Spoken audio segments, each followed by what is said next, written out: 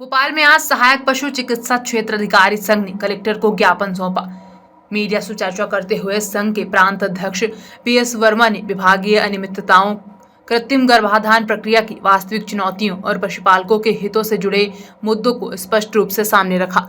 उन्होंने कहा कि निर्धारित प्रक्रिया और समय का पालन किए बिना विभाग की ओर से आंकड़ों का दबाव बनाना उचित नहीं है।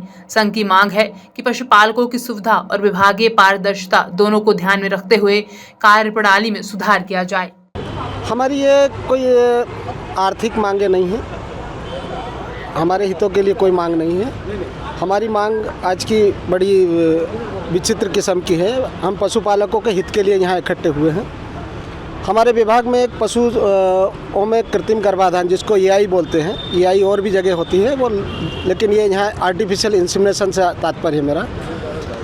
इसके लिए अनिवार्य होता है कि पशु का हीट पे आना, ऋतुकाल पे आना और पशुपालक का संस्था तक पशु को लेके आना या सूचना देके अपने घर बुलाना। इन दो परिस्थितियों में ही पशु को कृत्रिम गर्भाधान से लाभान्वित किया जा सकता है। एक विभाग की बहुत महत्वपूर्ण और एक परिणाममूलक सुविधा है, परंतु हमारे विभाग के अधिकारियों का कहना है कि प्रतिदिन एक आदमी 20 EI करके लाएगा। 20 तक, मतलब सभी जिलों में 20 नहीं कहा है, लेकिन 20 तक EI करके लेके आना है। एक कृत्रिम गर्भाधान कार्य में कम से कम 1 घंटे का समय लगना है।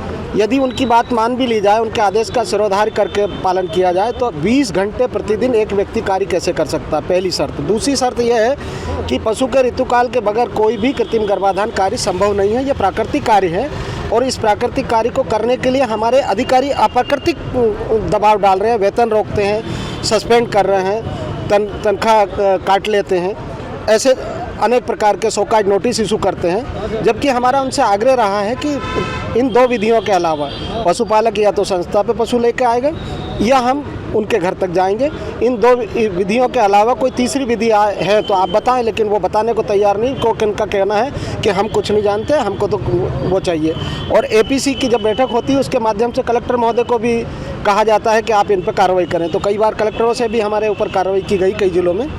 तो हमारा इसीलिए यह ज्ञापन माननीय मुख्यमंत्री जी के नाम आज दिया गया है। कलेक्टर महोदय को भी पृथक रूप से दिया है और मुख्यमंत्री महोदय को कि इस कार्य में जो आंकड़ेबाजी से की बाजीगरी से विभाग चलना चाह रहा है उस पर विराम लगाया जाए और किसानों के हित में परिणाममूलक कार्य के लिए बाध्य किया जाए। हम अपनी संस्था पर उपस्थित रहने के लिए बाध्य हैं, लेकिन अप्राकृतिक रूप से कोई कार्य करने के लिए, झूठे आंकड़े इकट्ठे करने के लिए बाध्य नहीं है। इस बाध्यता को समाप्त करने के लिए हमने शासन से आग्रह किया है।